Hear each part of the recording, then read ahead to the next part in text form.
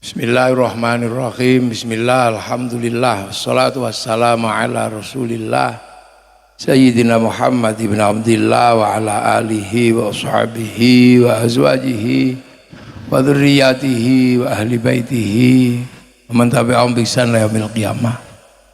Para alim, para ulama, para kiai, Kiai Maksum dan sedaya kiai ingkang rawuh ingkang kula hormati, Pak Kajari ingkang kula hormati, Pak PJ. Lha niku rasan-rasan. Ana wong kok ganteng kok Pak PJ iku gumun. Sampai sak tak takoni kali kula. Sampane asline ndi kok ganteng ngono? Nyonya ndredeg, Gus. Pundi? Nyonya ndredeg nanti, Gus. Lagi kok ono tak takoni niki kok sampean kok ganteng wong ngendi? Terus gak digodhohi wong wedok tok ta kula ngoten iki. Jawabe nggih, jarene ngoten. Oke, Pak Kapolres, Pak Dandim, niki kumpul sedaya niki, saking BNN, PN, mbok kabeh karo aku sing ngerti mek pangkate banser tok kula sing ora. Para hadirin, para rawuh yang berbahagia, alhamdulillah. Ini maulid ini sesungguhnya adalah untuk mengingatkan kita semua bahwa ada beberapa hal yang harus kita tinjau dari berbagai persepsi dan perspektif. Karena apa? Lahirnya Rasulullah itu enggak di Mojokerto. Jadi Rasulullah itu duduk di Mojokerto. Rasulullah itu orang Arab.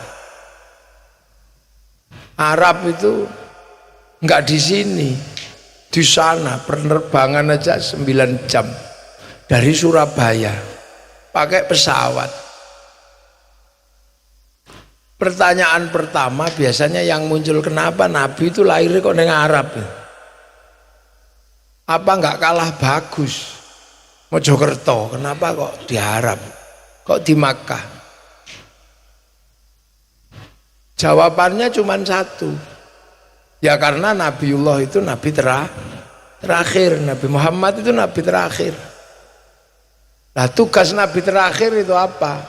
Mengembalikan manusia agar kembali ingat kepada yang maha kuasa, yaitu Allah. Nah, yang harus diingatkan itu siapa? Ya manusia. Makanya nggak ada di Al-Quran itu ya ayyuhal ghanam, itu nggak ada. Wih kambing, nggak ketemu. Nggak ada di Al-Quran ya ayyuhal baqar, sapi, nggak ada. Yang ada itu ya ayyuhan nas, manusia. Inna khalaqnakum min dzakari wa unsa. Aku yang bikin kalian itu. Jadi laki-laki dan perempuan, jadi apa? Berbangsa-bangsa, wa ja'alnakum syu'uban wa qabaila lita'arufu. Itu aku, kata Allah. Nah, Allah itu dalam bahasa Al-Qur'an di mana? Ya di arasnya Allah. Nah, arasnya Allah itu di mana? Ya di langit ketujuh. Wallahu a'lam langit ketujuh itu di mana? Wong ini langit satu soalnya. Jadi yang kita tempati bumi ini berada di langit satu. Yang isinya Merkurius, Venus, Bumi, Mars, Jupiter, Saturnus, Uranus, Neptunus, Pluto itu langit satu. Keluar dari langit satu melewati black hole, lubang hitam. Stephen Hawking yang ahli fisika nggak bisa menggambarkan black hole itu tembusnya kemana. Nah itu keluar dari situ itu baru menemu langit kedua. Langit satu aja dari bumi ke Pluto begitu jauhnya. Lah kalau langit satu ke langit kedua jaraknya kayak apa? Nah, langit kedua, langit ketiga, langit keempat, langit kelima, 6, 7, wallahu alam itu. Nggak ada yang nyampe sana. Nah, sementara manusia itu langit ketujuh aslinya. Jadi sampean-sampean ini dari bukan makhluk sini. Yang makhluk sini itu ya sapi, ya kucing, ada celeng, itu makhluk sini. Penduduk langit sampean itu alien. Jadi the real alien itu ya manusia itu. Yang lain kan kamakola kiro-kironya Hollywood. Yang real alien itu ya sampean itu. Makanya karena ketika turun ke sini ini adalah pendatang, penyesuaiannya agak lama. Sapi asli sini 3 hari makan sendiri, apalagi mentok. Mentok itu begitu netes renang. Lah manusia karena enggak asli, penyesuaian habitatnya lama. 9 bulan aja masih belum bisa apa-apa. Tapi karena memang alien ya gedenya paling rakus. Kalau kecil dikasih minum susu banter dikit melet-melet. Kalau udah besar arak ya masuk. Bir bintang masuk. Ya kecilnya dikasih makan pisang, besar dikit udah melet-melet. Tapi dasar alien begitu gede, aspal juga masuk. Enggak, nanti diurus Pak Kajari itu kalau aspal-aspal yang doyan itu. Lah itu manusia, makanya dunia ini kalau yang paling rakus ya manusia. Sungai itu nggak ada manusia aman, begitu manusia datang habis itu ikan. Hutan ditunggui harimau sekian ribu tahun nggak ada masalah, manusia yang datang hutan habis. Gunung Penanggungan habis ya karena manusia. Itu ke arah Cawas apa? Trawas itu habis juga karena manusia, batu aja dimakan. Nggak bisa makan batu bikin stone crusher manusia. Jadi makhluk-makhluk di dunia ini kalau udah ketemu manusia ampun wong alien. Gajah itu kurang kuat apa? Habis sama manusia. Habis gajah itu. Walaupun kita nggak bisa terbang, burung habis. Walaupun kita nggak bisa renang, ikan habis. Makanya kalau manusia itu nggak ada, dunia ini aman. Lu aman. Makanya seandainya kemarin corona itu manusia mati semua, aman dunia ini. Tapi manusia nggak ada dunia, mati. Ikan nggak ada manusia, hidup. Manusia nggak ada ikan, mati. Makanya manusia di sini ini jangan sombong, karena kita yang butuh dunia, dunia nggak butuh kita. Hutan itu nggak ada manusia, tumbuh. Ada manusia, habis.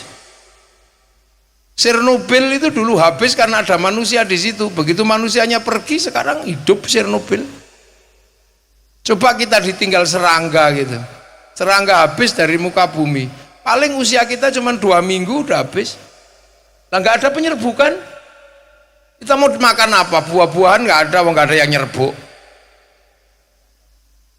Itu cacing itu habis dari muka bumi, itu habis kita jaminan cacing. Paling kita punya kemampuan bertahan 3 bulan. Siapa yang mengurai kita? Nggak ada. Yang mengurai bangkai, yang mengurai sampah nggak ada. 3 bulan kita itu paling maksimal. Makanya jadi manusia itu jangan sombong. La tamshi fil ardi marohan. Kamu jangan sombong berdiri di muka bumi, karena kita butuh. Ditinggal ikan aja habis. Nah, sementara manusia ini datang ke sini, nanti pulang. Innalillahi wa inna ilaihi. Pulang kembali kemana? Ya ke kampung halaman yang asli di sana. Dan itu ajaran semua agama. Orang Hindu mengatakan kembali kepada Sang Widiwasa di nirwana. Swarga loka, Sang Buddha juga sama, kembali ke nirwana. Orang Islam kembali kepada Allah di surga di akhirat. Ayo, orang Nasrani kembali kepada Allah Bapa di surga. Semua mau pulang, karena apa? Kita ini pendatang, mau pulang. Cuman kan tempatnya jauh, 7 langit. Yang pertama datang Adam and Eve, Adam dan Hawa. Terus sama Tuhan, dia masih tahu Tuhan itu di sana, nanti kita pulang nak. Tapi Habil Kobil udah nggak percaya. Anaknya Kanan udah nggak percaya. Makanya biar dulu manusia itu bisa tahu adanya Tuhan, disuruh ibadah. Makanya dibikinkan pemancar pertama di muka bumi yang disebut inna awwala baiti wudi'a lin-nasi lalladzi bi Bakkata mubaraka. Ada Ka'bah di sana, itu pemancar langit. Kalau sekarang itu mungkin tower lah pertama, agar manusia bisa berhubungan kembali dengan pemiliknya yang ada di langit. Terus manusia masih di situ dan sekitarnya. Tapi kan lama-lama anak manusia itu pergi kemana-mana. Nah setelah pergi kemana-mana lupa, dicari kembali sama Nabi Ibrahim bawa anaknya, sampai ketemu ditata ulang, biar manusia nggak lupa bekas kaki Nabi Ibrahim berdoa Rabbana ini askantu min dzurriyyati biwadin ghairi dzi zar'in inda baitikal muharram, dikasih bekas makom Ibrahim. Nabi Ismail kasih tempat Hijir Ismail, dan segitu seterusnya sampai akhirnya kemudian Mekah ini kosong karena keluarga Ibrahim pindah ke Palestina, ke Mesir, sehingga yang mengenal Tuhan di Palestina, di Mesir, sampai kemana-mana, ada yang gerak ke Eropa. Mekah ini kosong. Maka kemudian Allah mengutus kembali Nabi agar kembali lagi ke titik awal. Makanya titik awalnya di Makkah, ya dilahirkan di Makkah. Nah makanya ketika Nabi dilahirkan di Makkah, orang Mekah sudah nggak kenal Tuhan. Yang kenal Tuhan di Filistin, di Mesir, di Madinah. Makkah kosong, nggak ada yang tahu Tuhan. Taunya patung penyembah berhala. Makanya berat sekali pekerjaan Nabi, disuruh jadi Nabi, memang kembali ke tempat pertama, tapi kampung itu sudah nggak mengenal Tuhan. Makanya Al-Quran menyebut Nabi itu dengan sebutan wakafa billahi syahida Muhammadur Rasulullah. Nabi Muhammad itu sendirian, hanya Nabi tok yang kenal bahwa beliau itu Nabi dan Allah, yang lain udah nggak kenal. Makanya jadi Nabi di Arab itu nggak mudah. Kalau lahir Nabi di Palestina gampang ngerti Nabi. Lahir Nabi di Madinah ngerti Nabi enak. Lah lahir Nabi kok di Mekah orang nggak ngerti Nabi. Saya datang ke Mojokerto enak, wong orang Mojokerto ngerti kiai. Disambut-sambut, salaman-salaman, cipika-cipiki, Gus gitu, wong ngerti kiai. Saya nggak susah, pasti didudukkan di tempat yang terhormat, wong ngerti kiai. Tapi coba saya ke pedalaman Irian gitu, pasti saya ini dikira tim pemburu babi. Dan saya nggak perlu marah, nggak perlu emosi, wong mereka nggak ngerti. Jadi jangan sok-sokan. Sama kayak Pak PJ, Pak Kajari gini.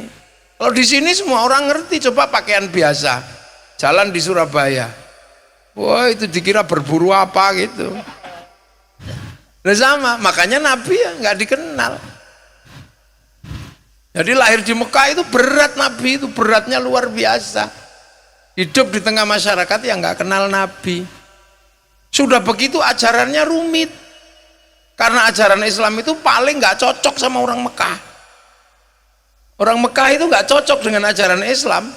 Kalau Nabi itu nggak benar-benar hebat, berat. Orang di sana Tuhannya banyak, diajari Tuhan satu. Apa nggak pusing itu? Di sana Tuhannya ada patungnya, diajari Tuhan nggak kelihatan. Diajari sholat, sholat itu toharohnya pakai suci, sesucinya pakai air. Di sana nggak ada air. Coba orang nggak ada air disuruh wudhu, diminum aja susah, ngapain air dibuang-buang? Apalagi disuruh jinabat, tambah sulit lagi, diminum aja susah, disuruh mandi. Padahal jinabatnya orang sana nggak kayak orang Mojokerto. Orang Mojokerto paling sebulan sekali. Jinabatnya orang Arab semalam bisa 8 kali. Ya kan makanannya daging. Sini siomay nggak jadi. Apalagi apa? Pentol. Dapat pentolnya tok. Di sana makanan susah disuruh sedekah. Di sana panas disuruh puasa. Di sana syahwatnya tinggi, lihat perempuan, malah perempuan kalau tawaf disuruh buka mukanya. Itu syahwatnya kayak apa, bayangkan. Sementara yang laki-laki disuruh pakai baju nggak boleh dijahit. Itu kalau mau ndablek kan tinggal wes gitu aja. Jadi Islam itu benar-benar hadir dalam situasi yang benar-benar beratnya luar biasa. Ja'a ghariban wa sayautu ghariban, asing. Sementara Nabi dilahirkan dalam keadaan sebagai manusia. Laqad ja'akum rasulun min anfusikum, sesama manusia. Coba kalau Nabi itu lahir malaikat itu mungkin ya lebih galak, tas gitu. Manusia. Makanya kalau diukur dari situ betapa hebatnya Rasulullah. Tapi sekarang orang nggak mau baca Nabi dalam sejarahnya. Yang selalu dibaca itu Nabi dalam qosidahnya, ya melambung-lambung.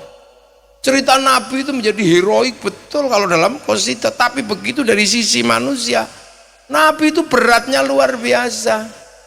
Hidup berat itu yatim. Nabi belum lahir sudah yatim. Hidup berat itu piatu, 6 tahun udah yatim piatu. Hidup berat itu ikut kakek, Nabi ikut kakek. Kalau hidup berat itu adalah ikut paman yang miskin. Kalau hidup yang berat itu harus beternak, survive di waktu kecil, Nabi sudah pelihara kambing. Kalau harus berdagang itu berat, Nabi sudah berdagang. Kalau hidup yang berat itu adalah hidup karena cintanya nggak kesampaian, Nabi juga cintanya nggak kesampaian. Nabi itu putus cinta juga, mencintai Fakhitah sampai 2 kali ngelamar ditolak. Jadi putus cinta itu juga sunnah. Lah ya kan, kalau seandainya lelaki itu nggak enak karena dianggap dapat janda, Nabi dapat janda, tapi dapat janda itu juga sunnah. Loh ayo, kelaparan itu adalah nggak enak. Nabi kelaparan berapa kali? Bahkan ketika perang Khandaq, Nabi kelaparan sampai perutnya diganjel batu. Kalau hidup nggak enak itu dikhianati. Nabi berapa kali dikhianati? Bahkan sudah jadi Nabi masih dikhianati. Ketika persiapan perang Badar, ayo kita perang karena 3.500 orang sudah berjalan menuju Makkah. Siap semua? Siap ya Rasul. Begitu mau berangkat tinggal 300. Yang lain kemana? Lari ya Rasul. Aduh lain. Jadi kalau pilkada dikhianati teman gak ada masalah, Nabi udah lebih dulu. Jadi sunnah Nabi ini komplit. Ayo apa? Dibenci sama tetangga. Nabi dari awal dibenci sama tetangga. Sampai nggak pernah lewat diludahi sama orang. Nabi diludahi sama orang. Sampai nggak pernah diembargo orang. Nabi diembargo. Siapapun tidak boleh menjual kalau Nabi mau membeli. Siapapun tidak boleh membeli kalau Nabi mau menjual. Sampai paling yang diploroi tonggone tok. Ya, komplit Nabi itu. Jadi dari sisi manusia itu komplit. Makanya seluruh kehidupan baik enak maupun nggak enak, sunnahnya ada. Makanya jangan sok-sokan. Hidup kok susah ya Allah, nggak kuat aku. Kalau dijawab sama Allah, ya sudah kamu pulang sekarang, pasti kapok sampai.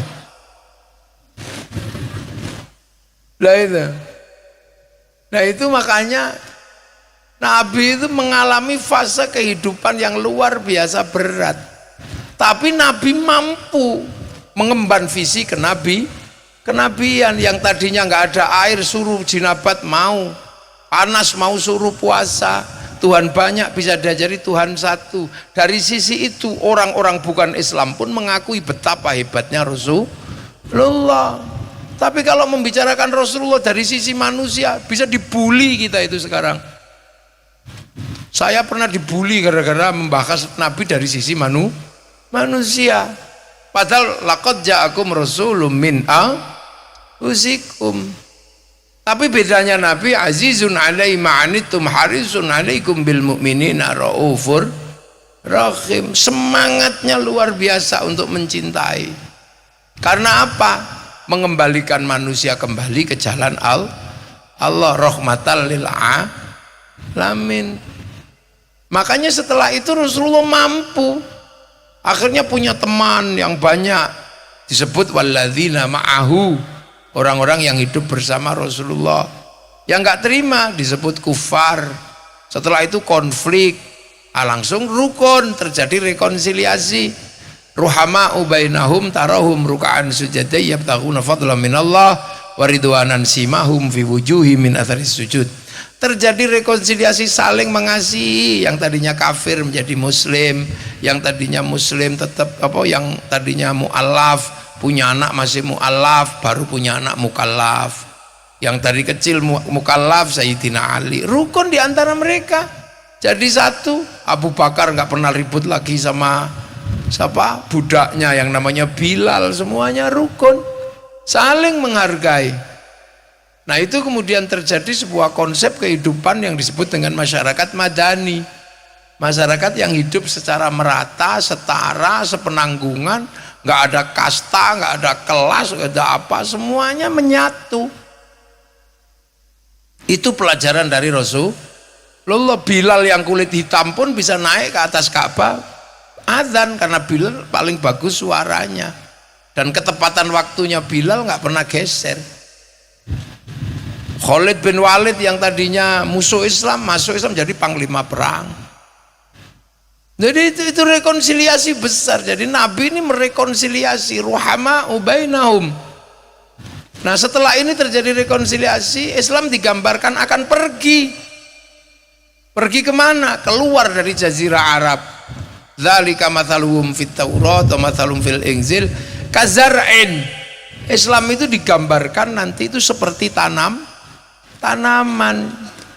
Maka dan ditanam di mana-mana setelah oleh Rasul, ditanam ke Eropa oleh Tariq bin Ziyad. Ada yang dibawa ditanam ke Cina oleh sahabat Sa'ad bin Abi Waqqas. Ada yang ke Afrika sahabat Bilal, sahabat Salman. Konsepnya apa? Zar'in.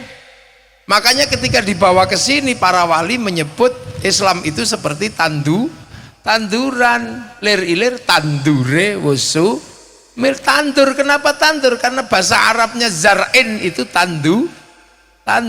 Makanya orang sini nandur. Ditandur di mana? Ya di sini.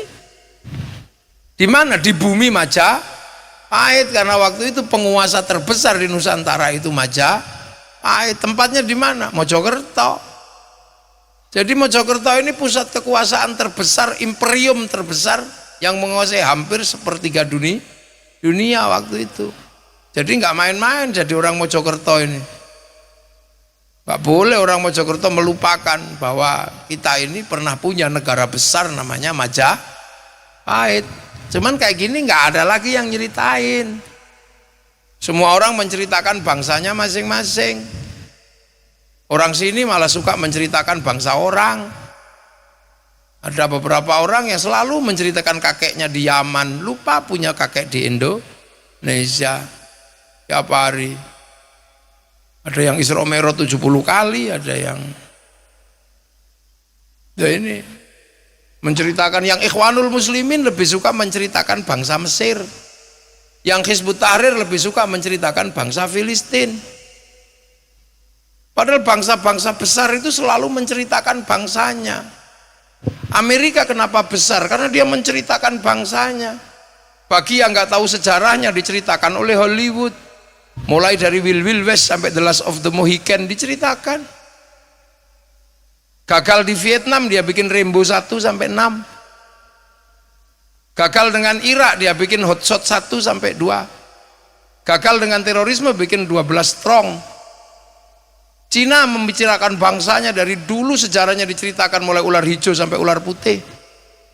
Dari Wung Fei Hung sampai Sun Gokong diceritakan. Ya kan? Amerika kalah dengan Cina, bikin American Shaolin, American Kung Fu. Dikalahkan secara spiritual oleh Jepang, American Ninja, American Samurai. Bahkan Amerika nggak malu bikin film samurai terakhir dari Amerika namanya Tom Cruise dalam film The Last Samurai. Lo ya kan? Lo sampean lo tepuk, oh gak usah sungkan-sungkan nepuk kiai iki ya oleh kok. Mbok pikir kiai iki bodoh ngono apa ngawur ae. Ya update kok kiai kok ora ngerti. Wong ini bangsa kok. Jepang paling berat karena harus nanggung dumping. Produk dalam negeri lebih mahal daripada di luar negeri. Semangat Bushido dibangkitkan dalam film-film samurai. Bahkan agar bangsanya nggak konflik diselesaikan dalam kisah sequel yang sangat indah dalam film Samurai X dengan tokohnya Rurouni Kenshin. Loh, ya kan? Malaysia nggak mau bangsanya tercerah belah. Maka Malaysia menyerahkan kembali bangsanya pada si Upin dan si Ipin. Si Upin dan si Ipin nggak boleh ribut sama anak-anak India. Maka dikenalkan tokoh kecil namanya Charjit. Dia nggak boleh ribut dengan anak-anak Cina, kenalkan Mei Mei. Dia nggak boleh ribut dengan anak-anak Indonesia, kenalkan Susanti. Itu cara bangsa bangkit, semuanya bangkit. Karena bangsa yang bangkit adalah bangsa yang bisa berproduksi. Nah, produksi itu butuh konsumsi. Konsumsi terbesar pasti konsumsi dalam negeri. Konsumsi dalam negeri berbanding lurus dengan rasa cinta pada bangsa dan negara. Makanya anak-anak sekarang ini dibikin gak cinta pada bangsanya, dibikin cinta pada Eropa, dibikin cinta pada Filistin, terlalu berlebihan, merah putih kalah sama bendera Filistin. Wali-wali kita dibandulnya digeser ke Yaman. Semuanya ini ada dalam rangka apa? Mereka memaksa jangan sampai bangsa ini bisa konsumsi, karena bangsa ini harus dipaksa menjadi bangsa, jangan sampai jadi produsen, bangsa ini dipaksa menjadi bangsa konsumen. Karena kita pasar terbesar dunia, jangan sampai bangkit menjadi bangsa yang bisa berproduksi. Dan itu berbanding lurus dengan rasa cinta pada bangsa dan negara. Itu makam diganti, apa-apa diganti, itu dalam rangka apa? Melemahkan eksistensi sebuah bangsa namanya Indonesia. Jadi Islam itu digambarkan ketika keluar itu seperti tanaman. Makanya kita ini dulu nanem kazar'in, seperti tanaman. Yang nanem siapa? Wali. Kenapa yang nanem ke Afrika orang yang bukan wali?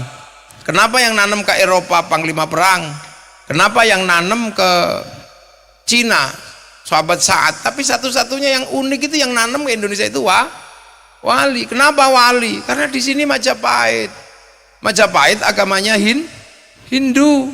Hindu itu spesifik, yang boleh ngomong agama hanya Brahmana.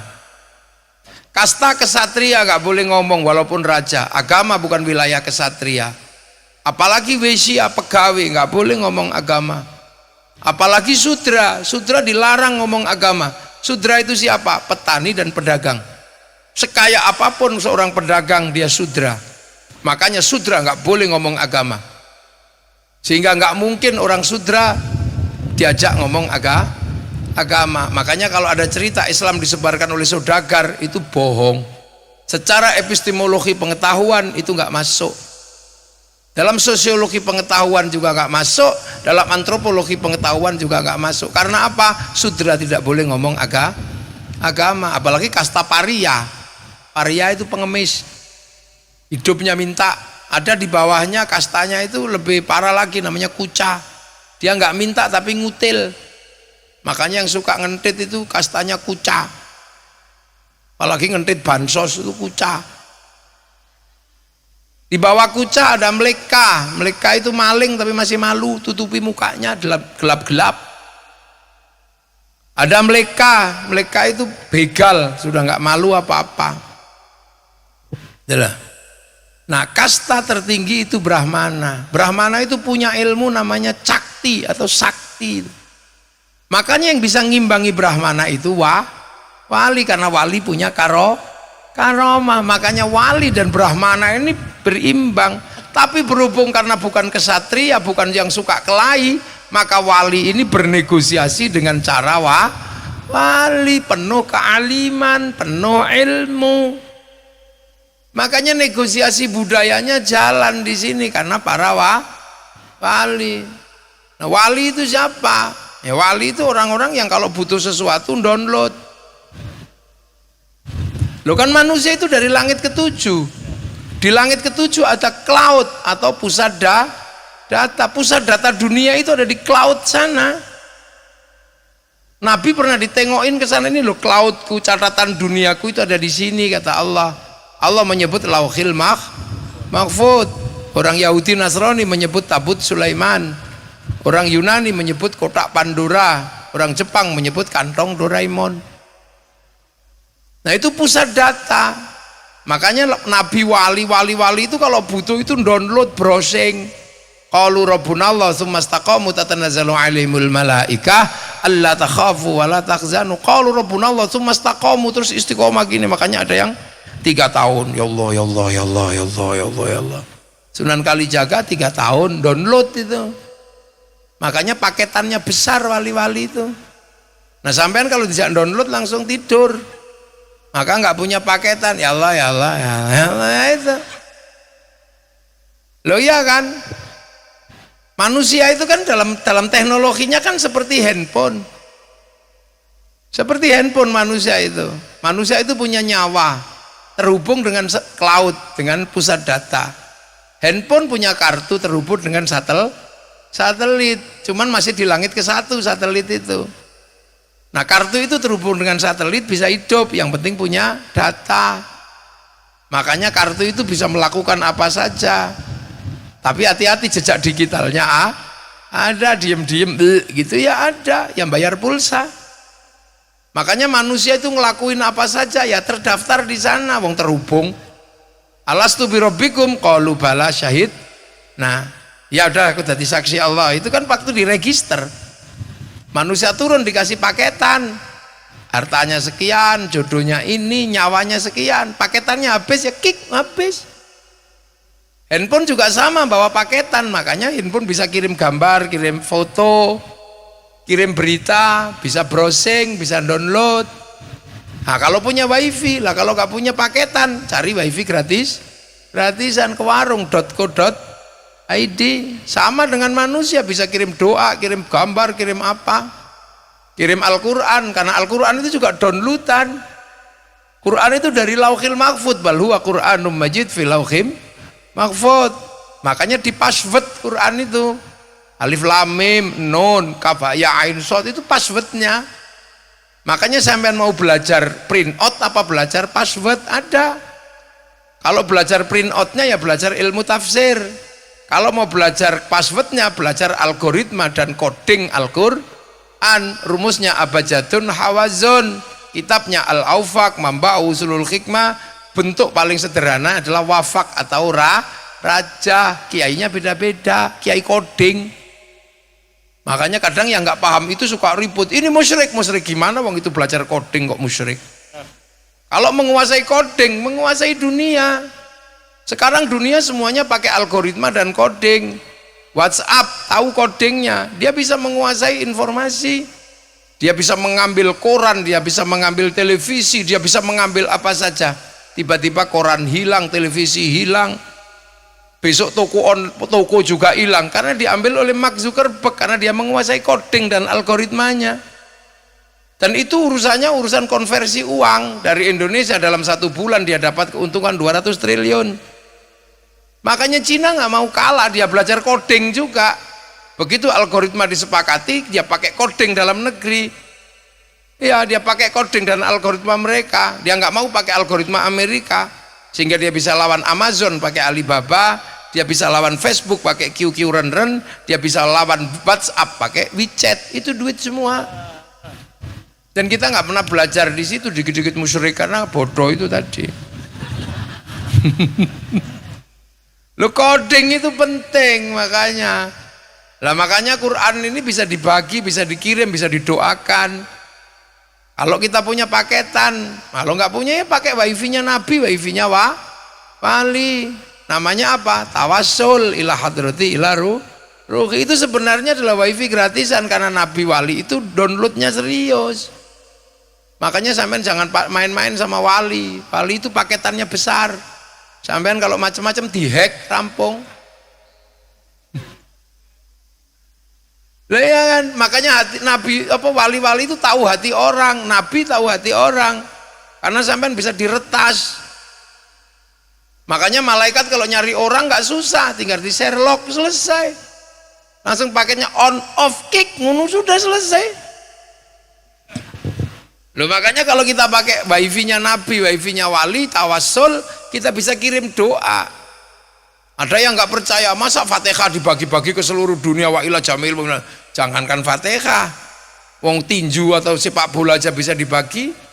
Satu orang nyuting sepak bola ke Qatar, dinaikkan ke satelit, dibagi ke seluruh dunia, namanya siaran langsung. Bagiannya sama dimanapun. Makanya orang kalau nggak percaya doa bisa dibagi, orang itu nggak punya TV. Nah ini kan sesungguhnya teknologi Nabi yang pernah Isra Mi'raj. Itu teknologinya bisa diterapkan walaupun baru sampai di langit 1. Nah itu wali-wali itu, makanya wali-wali itu browsing. Memperlakukan Indonesia yang sudah maju seperti ini, apapun yang dibutuhkan Islam sudah ada di sini. Hanya merubah bandul Tuhan tok. Orang disuruh berbuat baik di sini udah baik semua. Orang disuruh berakhlak baik, orang sini akhlaknya udah baik semua. Ngomong sak ngomong aja udah paling baik di seluruh dunia itu orang Jawa terutama. Ada yang kelasnya mati, ada yang kelasnya kapundut, ada sedo, ini ada mudar, ada bongko. Bahasanya udah tertata. Ada yang tidur, kalau Pak PJ ya sare, Pak Kajari nendro, yang di depan ini sare semua, nendro. Nah tapi kan ada yang kelasnya mijak, ada yang batang, ada yang dekok. Iya kan, ada makan, ada yang kelasnya dahar, ada yang kelasnya nedo. Wah, sing kelasnya badok, jeglak, nguntal gitu kan. Itu bahasa di dunia, itu bahasa kita yang paling komplit. Makanya Belanda paling pusing ketika belajar bahasa Jawa dulu. Dirangkum dalam sebuah kamus bahasa Jawa kuno oleh P.O. Zoetmulder. Zaman harus baca itu. Jadi makanya wali-wali nanem ini tanah sudah bagus, diajari berbeda-beda tapi saling rukun. Ayo kita sudah punya Bhinneka Tunggal Ika, diajari bertata negara, kita punya negara kertagama. Makanya wali-wali udah nggak ngurusi pertanian, wong di sini ahli pertanian, nggak ngurusi perdagangan karena di sini orang ahli dagang. Yang diurusi apa? Memindah bandul dari Brahmana ke para wali, dan itu butuh karomah dan sakti ketemu. Untuk urusan tanam ya ditanam biasa aja. Saya yang mestinya syekhun ustadzun ditanam menjadi kiai, walaupun berdampingan sama kebo Kiai Slamet nggak apa-apa, tombak Kiai Pleret ya nggak apa-apa. Musola ditanam langgar, tilmidun muridun santri, Allah pangeran, Nabi Kanjeng, walaupun ada Dimas Kanjeng nggak apa-apa. Nah, seperti sekarang orang biasa aja menyebut Mio adalah Honda, nggak ada masalah. Hondamu apa? RE King, nggak apa-apa. Nggak apa-apa orang sini menyebut Le Mineral dengan sebutan Aqua, nggak masalah. Seluruh pembalut disebut Softtek, nggak ada orang protes. Seluruh pompa air disebut Sanyo, nggak ada protes. Bahkan kadang kita lebaran disuguhi kongwan, begitu dibuka rengginang nggak ada masalah.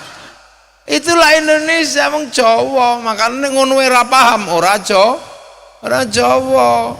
Makanya wong nek ora Jawa iku ora gampang paham. Mulane sampeyan aja pisan-pisan ngetutno sing ora patek Jawa. Ini delok kok lak wis ana sing mbuli ning medsos. Wah, Kiai Jawa jadi lha ya sapa? Memang orang-orang enggak pede itu ya begitu. Lah itu makanya kazar'in seperti tanaman ditanam. Apa aja yang dari Rasulullah ditanam. Setelah ditanam dengan berbagai tanaman, rukun iman, rukun Islam sudah jalan. Syahadat ditanam dengan sekaten, syahadaten. Sholat wong ditanam di sini ya gaya sini. Namanya orang sholat di sini itu kan jam-jamnya masih banyak jam di sawah. Zuhur, asar ya ditungguin. Zuhur mestinya 11:30 bisa mundur 11:30 biasa. Robbana ya Robbana. Masih belum datang ya tombo hati. Pak Tarom ya gitu. Masih nggak datang baru diuruki anjangnya jalan.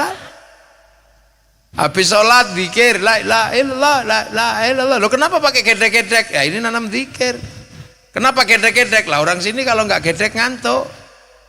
Kenapa bunyi? Ya biar dengar bisa menirukan. Zakat yang menggunakan cara sini, makanannya nasi ya nasi, beras zakatnya. Puasa orang sini puasanya nggak khusyuk karena kalau keluar rumah lihat makanan, kalau di Arab lihat padang pasir kalau orang mau makan. Makanya daripada kamu nggak khusyuk tidur aja. Maka hadis yang paling terkenal naumuso imin tidurnya orang puasa itu ibadah lah. Begitu tidur terus gak bangun-bangun ya dicarikan mercon, udah gitu aja. Dar tuar. Jadi perangkat agama itu termasuk mercon. Makanya Pak Kapolres gak usah galak-galak sama orang yang suka merconan. Anak Pak Kapolres ini.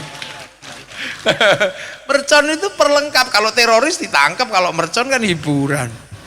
Di tempat saya kalau gak ada mercon udah pusing itu. mercon. Termasuk bangunkan orang sahur tok-tek sahur gak tangi-tangi ya sahur, gak sahur sak karepmu.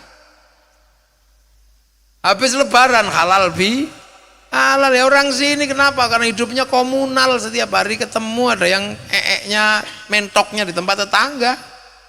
Haji ya sana sini. Wong jauh ya nempelkan dulu gambar Masjidil Haram, aku besok mau ke situ gitu. Begitu mau berangkat bikin Ka'bah palsu di alun-alun Mojokerto. Labbaik Allahumma hajjan. Niatnya beneran, Ka'bahnya triplek, itu biasa. Habis itu diantar orang sekampung ke asrama haji, yang pergi masuk asrama, yang antar ke kebun binatang, kan udah biasa. Lah, itu konsep di sini zarain tanaman. Yang nanam itu ya dicagai biar nggak tumbang. Terus ya dipupuk, ya diragati, dibiayai. Makanya di sini mulutan ya dibiayai, Isra Mi'raj dibiayai. Pembiayaan agama terbesar itu ada di Indonesia. Di Arab nggak ada, semua dipikir negara. Rakyatnya nggak mau biayai tanamannya. Di Iran, di Irak, di Suriah semuanya dibebankan pada negara. Sini enggak, wong kita yang nanam kita biayai sendiri. Sekali-sekali aja dibiayai sama Pak PJ sama Pak Kajari. Tapi pembiayaan terbesarnya ada di masyarakat setiap malam, setiap hari. Itu perputaran uang bulan Maulid aja berapa ratus miliar itu sak Mojokerto. Sekali acara gini 100 juta nggak cukup. Itu belum sanguni kiai ini. Tapi apa yang terjadi? Kerukunan terjaga, roda ekonomi berputar. Udah coba. Itu indahnya Indonesia. Coba kayak gini dibebankan terus sama bupati atau kajari, bangkrut. Makanya rakyat membiayai pembiayaan agama terus, itu nggak pernah berhenti. Nah setelah itu ya menata tanamannya ditata. Setelah menata tanamannya, nata manusia dan lingkungannya. Makanya kemudian manusia dan lingkungannya ditata, yang rukun, jangan ribut, ya, yang baik. Karena kalau kamu ribut tanamanmu nanti mati, karena mbok tinggal ribut. Maka kemudian harus menata manusia yang rukun. Kalau sebelumnya ada Bhinneka Tunggal Ika, maka kemudian para wali menata orang hidup sesuai dengan prinsip Rasulullah, kullukum ra'in wa kullukum mas'ulun an ra'iyati. Kalian semua adalah para pemimpin yang harus hidup saling bertanggung jawab. Makanya kalimat yang dipakai oleh Rasulullah adalah kalimat ra'iyah, hidup berbeda suku, bangsa, agama tapi saling tanggung jawab. Makanya kalimat ra'iyah dipakai untuk menyatukan perbedaan suku, bangsa, agama di Nusantara. Ra'iyah diterapkan menjadi rakyat. Nah, jadi rakyat itu dari kalimat ra'iyah. Dan satu-satunya bangsa muslim yang bisa menerapkan konsep ra'iyah untuk warga bangsanya hanya muslim Indonesia. Makanya kita disebut rakyat. Berbedalah apa saja, yang penting saling tanggung jawab. Kamu boleh beda suku, boleh beda bangsa, boleh beda agama, tapi kalau bersatu harus tanggung jawab. Makanya kita menggunakan konsep ra'iyah atau rakyat. Kita bukan people. Kalau people itu vox populi, vox dei, suara mayoritas, suara Tuhan. Begitu dia mayoritas, dia menjadi diktator mayoritas. Makanya di negeri ra'iyah nggak boleh sistemnya menggunakan sistem Ikhwanul Muslimin. Mesir pasti jebol. Nggak boleh menggunakan sistem khilafah. Makanya Ikhwanul Muslimin dan khilafah bukan ditolak semata-mata oleh negara, tapi ditolak oleh Rasulullah dengan sistem ra'iyah atau rakyat yang sudah berlaku di Indonesia. Nah ini makanya sudah nggak ada bedanya, semuanya disatukan. Yang tadinya raja turun pangkat menjadi ra'iyah, yang tadinya kawulo bisa pidato kulo, itu bisa. Yang tadinya hamba sahaya bisa pidato saya. Yang tadinya abdi di Sunda bisa abdi mah. Yang tadinya panggilan para dewa pukulun bisa menjadi panggilan orang biasa ulun di Banjarmasin. Makanya konsep ra'iyah udah nggak beda-bedain. Makanya kalau ada yang saya turunan nabi, ya nggak cocok dengan konsep Ra'iyah ini seimbang, setara, satu-satunya bangsa yang bisa praktek itu. Kita juga bukan komunis. Kalau komunis itu proletar. Proletar itu kalau kumpul semuanya kuat menjadi diktator proletariat. Kita ra'iyah, bisa mimpin dan bisa dipimpin. Makanya ra'iyah itu kalau ngumpul bersama namanya musyarakah. Orang kita menyebut masyarakat. Musyarakah atau masyarakat itu saling melengkapi perbedaan semuanya. Saya kiai ngajar ngaji salah satu yang utama adalah ngajar sholat. Sholat itu saya ajarkan dengan prinsip-prinsip dasarnya, salah satunya adalah pakai tutup aurat. Tutup aurat itu kain. Kiai udah nggak bisa mikir kain, karena kain dipikir oleh pabrik kain. Kebetulan pemilik pabrik kain itu Cina, maka kiai jangan suka ngamuan sama Cina. Nanti ketika sholat gak ada tutupnya. Lo itu lo kenapa sampean tahu kenapa kiai itu moderat? Bukan semata-mata ngawur, tapi menggunakan prinsip musyarakah. Kiai ngaji suruh ulang wudhu. Begitu wudhu diurus sama air diurus pipa sama sanyo. Airnya diurus pipa sanyo, wudhunya diurus kiai, pipa sanyonya diurus Mas Pion sama Avian itu. Terus sampean mau ngamuk sama industri, ya jangan gitu. Ayo, haji diurus sama apa? Bank. Karena pilot gak mau menerima ONH. Makanya jangan ngaramkan bank. Kalau ngaramkan bank gak jadi haji. Begitu sampai di bandara diurus pesawat. Konsorsium pesawat baik Boeing maupun Airbus punyanya Yahudi sama Nasrani. Kalau kita mau bunuh Yahudi semua, renang. Nah itu prinsip musyarakah. Makanya jangan dikit-dikit ngamuk, haram, syirik. Itu orang nggak punya prinsip musyarakah.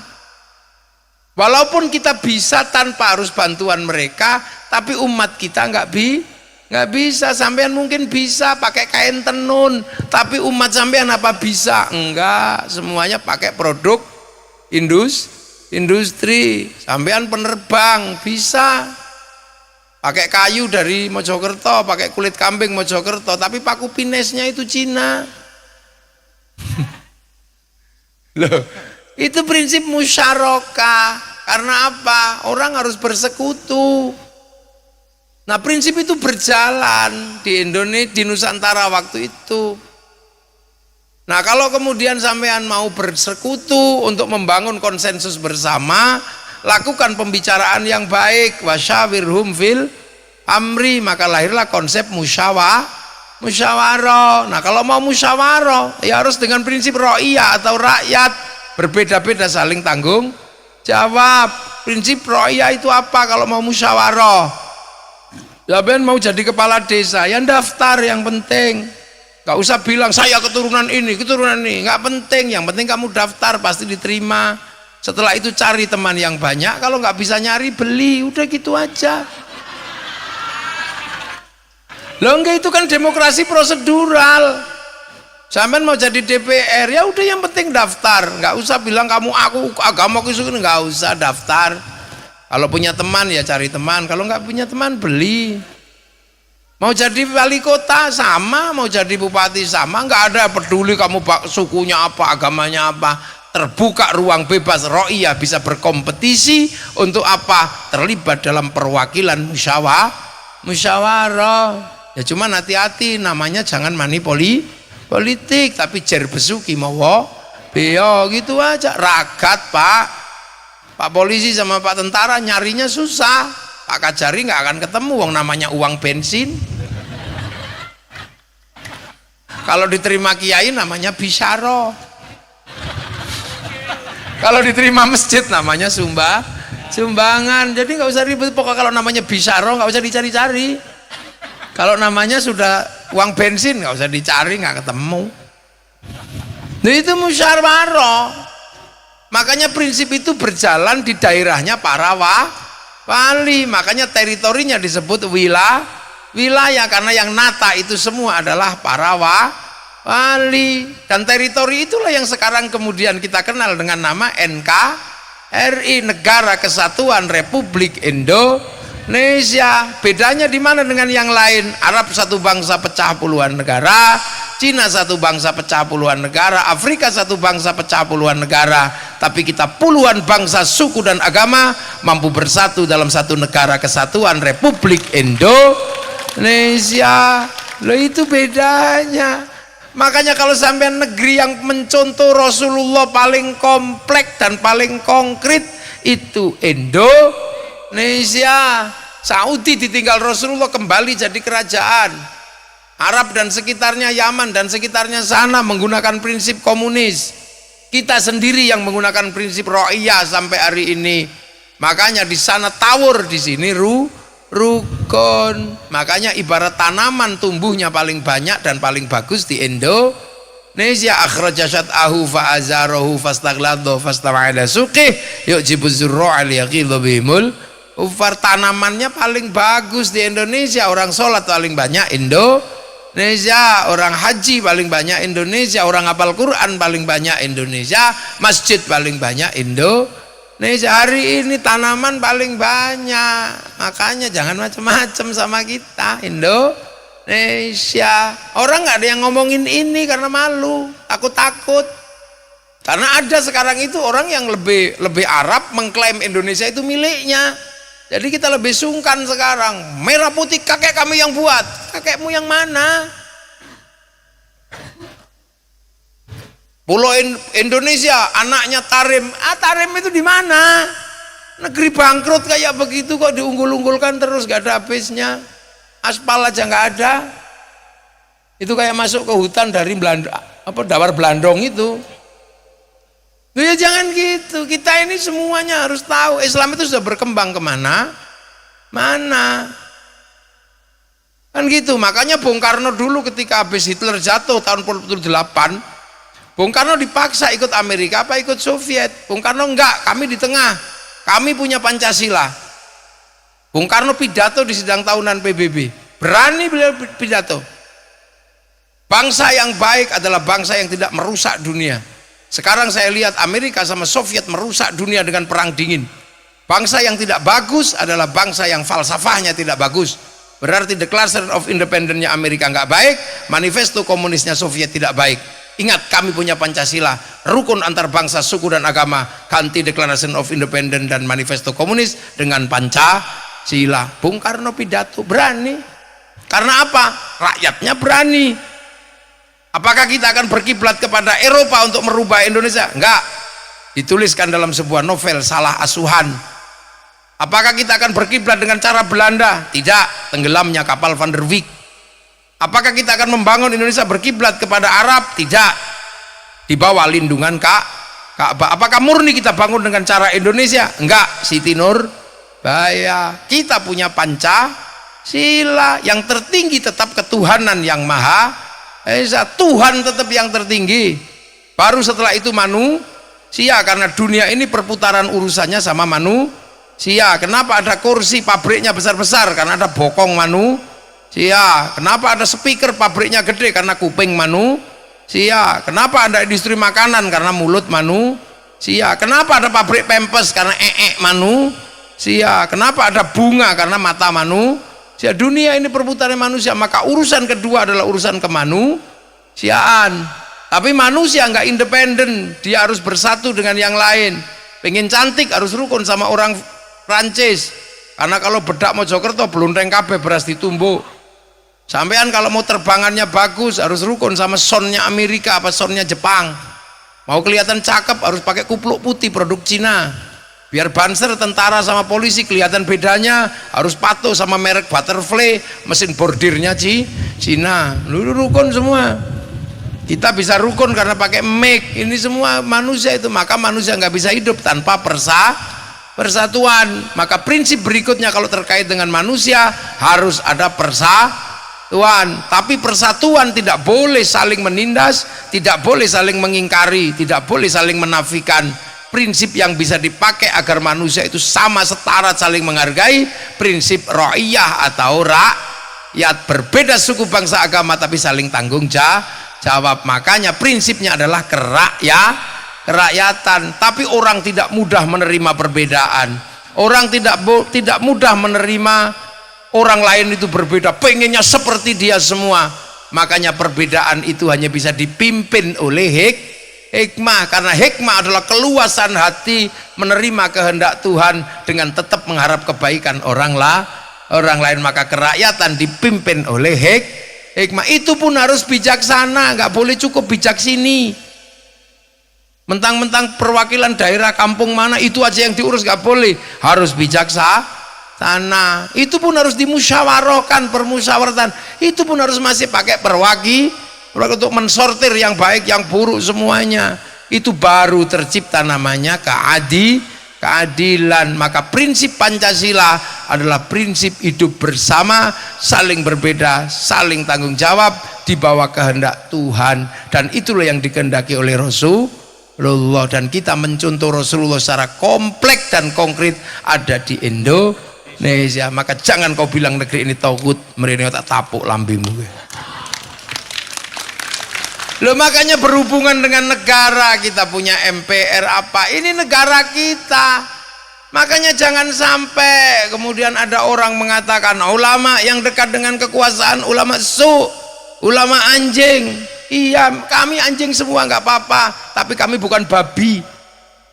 Mungkin kami anjing tapi kamu babi, mungkin juga bisa begitu, jadi marah. Itu kan nggak boleh orang mengatakan ulama anjing, ulama yang dekat dengan kekuasaan. Nanti coba kalau ada bupati datang ke tempatmu, pasti kamu juga oh baik-baik gitu. Ini nggak boleh, ini prinsip-prinsip itu. Saya kadang emosi juga lihat orang-orang tiba-tiba mengatakan orang NU, para kiai Muhammadiyah dekat dengan ulama ini apa, modalmu apa? Ingatlah, makanya Islam di Indonesia itu Islam yang prinsip tanaman. Makanya kiai-kiai nanam, TPQ, TPA, sekarang panen, itu kan. Makanya ada juga yang nggak ikut nanam, ikut panen, ngasak di sana, ngasak di sini kan gitu, jenenge tanduran nek wae akeh. Makanya hari ini kita menikmati betul menjadi orang Islam di Indonesia. Dan jangan lupa ini adalah prinsip-prinsip yang diajarkan oleh Rasulullah. Kalau ada laqad kana lakum fi rasulillahi uswatun hasanah, insyaallah yang paling komplit sampai menyusun negara yang mencontoh Rasulullah hanya Indonesia. Amma ba'du. Ini baru pembukaan. Nah ini belum mulai saya lah ya. Loh kiai kalau ngaji pembukaan selesai kan amma ba'du lah. Saya tadi udah amma ba'du belum? Baru amma ba'du kan?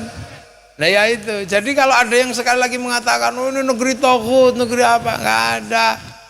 Yang ada kita ini mencontoh Rasulullah. Makanya enak di Indonesia. Makanya negara ketika butuh kiai ya enak. Karena kiai punya majelis-majelis kayak begini banyak, edukasi dijalankan, pendidikan informal jalan melalui pengajian-pengajian. Negara butuh apa silahkan, tinggal ngomong pajak. Negara butuh menjelaskan corona, kiai siap menjelaskan corona. Ya kan waktu itu. Coba kalau polisi yang larang Jumatan, bubar itu. Berhubung kiai yang disuruh ya enak. Besok nggak usah Jumatan ya, siap kiai, pray, lumayan. Tapi kiai suruh jelaskan corona ya pusing, akhirnya ngarang kiainya. Saudara-saudara, ini zaman digital, dosa manusia ada pada tangan dan ada pada mulut. Medsos membuka orang bisa ngomong apa saja, medsos membuka orang bisa membuka apa saja. Tangan berdosa, jempol berdosa. Karena itu Allah menurunkan corona sebagai azab mulut yang berdosa, tangan yang berdosa. Mulut harus pakai masker, tangan harus pakai hand sanitizer. Betul? Betul. Padahal kiainya ngarang. Lah enak makanya. Negara terancam terorisme, kiai semua ngomong terorisme. Negara terancam oleh bahaya-bahaya apa? Bunyi semua. Sekarang begitu negara terancam karena perilaku orang yang mau mengklaim semuanya Indonesia miliknya. Bendera merah putih 17 Agustus semuanya miliknya. Kiai juga nggak tinggal diam, bunyi semua sekarang kiai. Walaupun kelihatannya kemarin berteman karib, sekarang kalau keliru ya bunyi semua. Itu ini tanaman sini. Itu bunyi semua kiai-kiai. Kiai Torekoh ya bunyi, Kiai Langgar ya bunyi, kok tiba-tiba Indonesia milik mereka ini gimana ceritanya? Dibongkar semua, maka ada ribut nasab, ribut apa? Karena kalau terkait Rasulullah dan sampai hari ini ilmunya namanya ilmu syajarah. Ilmu syajarah itu artinya ilmu pohon. Pohon itu pasti akar, dahan, daun dan pohonnya sama dengan buahnya. Karena pohon itu rumusnya sama, nutfanya sama, buahnya sama. Ini katanya akarnya ini, pohonnya ini, kok buahnya beda. Jangan-jangan setek, itu kan cuman gitu aja. Makanya terus dicari ini setek apa bukan. Nah, jangan marah. Nah, itu yang dialami oleh para kiai. Maka semoga dengan peringatan Maulid Nabi siang hari ini kita semua bisa melihat ibrah bahwa bangsa ini adalah bangsa yang paling mencontoh Rasulullah sampai tingkat pembentukan negara. Assalamualaikum warahmatullahi wabarakatuh.